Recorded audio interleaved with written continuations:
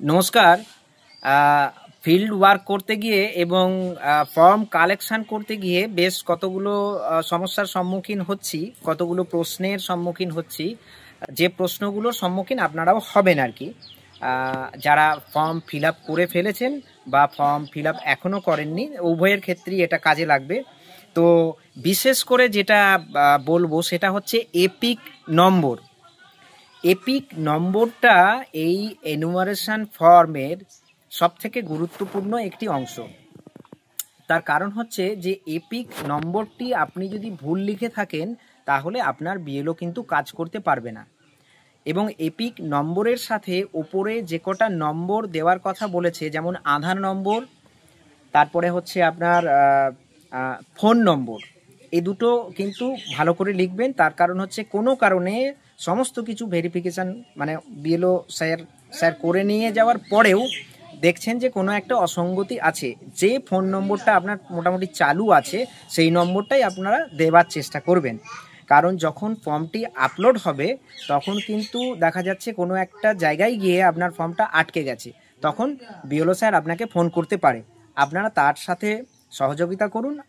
আর একটা বলবো যে বিএলও স্যার যখন আপনাদের বাড়িতে যাবেন তখন আপনারা যদি মানে 2002-এর যারা ভোটার আছেন তাদের ক্ষেত্রে অবশ্যই বলছি, বা লিঙ্ক করাতে গেলেও ওই যে লিস্টটা যেটা বার করছেন, যেমন হচ্ছে যে সিরিয়াল নাম্বার, বিধানসভা নাম্বার, পার্ট নাম্বার, এইটা কিন্তু ভালো করে যত্ন করে রাখবেন। এবং আপনার ফর্মের সাথে বিএলও স্যার যখন আপনার বাড়িতে যাবেন তখন ট্যালি করিয়ে নেবেন একবার, কোনো অংশে ভুল আছে কিনা। এটা আপনারও দায়িত্ব, বিএলও স্যারেরও দায়িত্ব, যেহেতু আপনার ফর্ম আপনাকেও একটু দায়িত্ব নিতে হবে। এটা গেল। নেক্সট হচ্ছে যে এপিক নাম্বার লেখার ক্ষেত্রটা আমি বলি। দেখুন, 2002-এর এক রকমের এপিক হতে পারে, আবার 2025-এ গিয়ে একই ব্যক্তি তার কিন্তু সেই এপিক নাম্বারটা পরিবর্তন হতে পারে। তাহলে এবারে প্রশ্ন হচ্ছে যে কোন এপিক নাম্বারটা কোথায় লিখবেন, এটা অনেকেই গুলিয়ে ফেলছেন। অনেকের ক্ষেত্রেই দেখা যাচ্ছে যে এটা ভুলভাল হচ্ছে। তো আমি একটু দেখাবার চেষ্টা করব যে এখানে এপিক নাম্বারের ক্ষেত্রে দুটো এপিক নাম্বার আমরা বলতে পারি, একটা হচ্ছে ভ্যালিড এপিক আর একটা হচ্ছে ইনভ্যালিড এপিক। তো ভ্যালিড এপিক কোনটা আর ইনভ্যালিড এপিক কোনটা সেটা আমি বলছি, আর কোনখানে কিভাবে লিখবেন সেটাও বলছি। আর ভ্যালিড এপিক আর ইনভ্যালিড এপিক এই যে ব্যাপারটা, এটা কোথা থেকে জানতে পারবেন সেটাও আমি বলছি। আমি একটা ফর্ম নিয়েছি, মনে করুন এই ফর্মটা ইস্যু করা হয়েছে সন্দীপন দের নামে। ঠিক আছে, সন্দীপন দের নামে এই ফর্মটা ইস্যু করা হয়েছে। তো দেখুন এইখানে এটা 2025 ধরে করা হয়েছে। এই জায়গাটিতে ওই সন্দীপন দের কিন্তু এপিক নাম্বারটা থাকবে, মানে 2025-এর এপিক নাম্বারটা থাকবে। তাহলে এই ঘরটা আপনাদেরকে পূরণ করতে বলা হয়েছে 2025 অনুসারে। তাহলে সন্দীপন দের ঘরটা যখন আপনারা পূরণ করতে যাবেন, দেখুন এইখানে পিতার কথা বলা হয়েছে। আমি যেমন দেখানোর চেষ্টা করেছি যে নিখিলেশ দে, ঠিক আছে। এইবার নিখিলেশ দে হচ্ছে মৃত, আবার পূজা দে হচ্ছে তার মা। ফর্মে অবশ্যই মায়ের এবং বাবার নাম লিখুন। লেখার পরে এইবারে একটু দেখুন যে 2025-এর ভোটার লিস্ট অনুসারে এই সমস্ত ব্যক্তি যাদের নাম আপনারা লিখছেন এইখানটাতে, তো তাদের নাম আছে কিনা। যদি মনে করুন এই নিখিলেশ দে মৃত, তার নাম নেই, আপনাদেরকে বলা হয়েছে যে এপিক নম্বর যদি থাকে লিখবেন। তাহলে এই এপিক নাম্বারটা লিখলেন, কিন্তু দেখা যাচ্ছে যে এই এপিক নাম্বারটা যেটা ছিল সেইটা কিন্তু ইলেকশন কমিশনের ঘরে আর নেই। সেমভাবে পূজাদের ক্ষেত্রেও তাই। তাহলে এই এপিক নাম্বারটা ভ্যালিড না ইনভ্যালিড সেটা আপনারা কিভাবে জানতে পারবেন, সেটা আপনারা একবার দেখে নিতে পারেন। দেখুন এটা কিন্তু আমি 2025-এর কথা বলছি।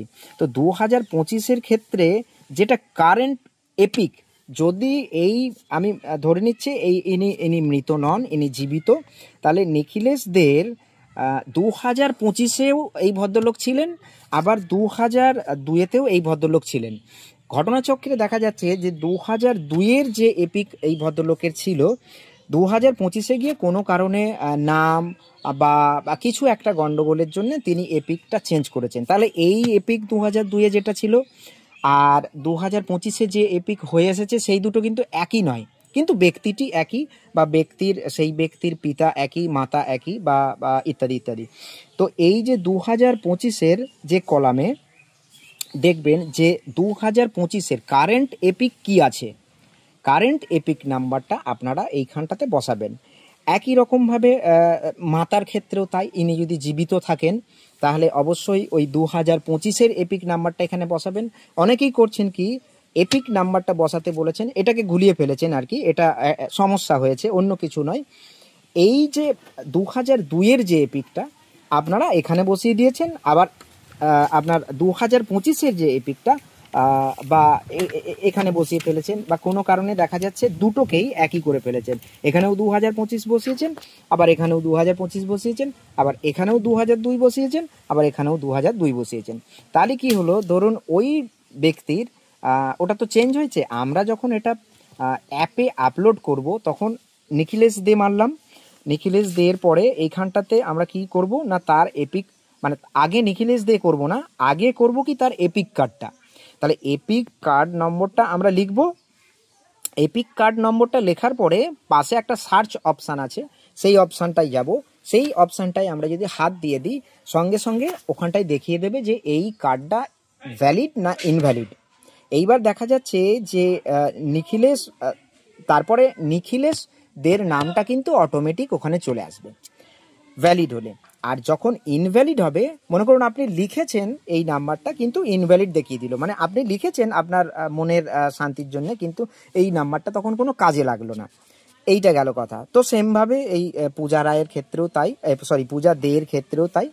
এইবারে কথা হচ্ছে যে আপনারা এই এপিকটা ভ্যালিড আছে কি না সেইটা কোথা থেকে জানবেন।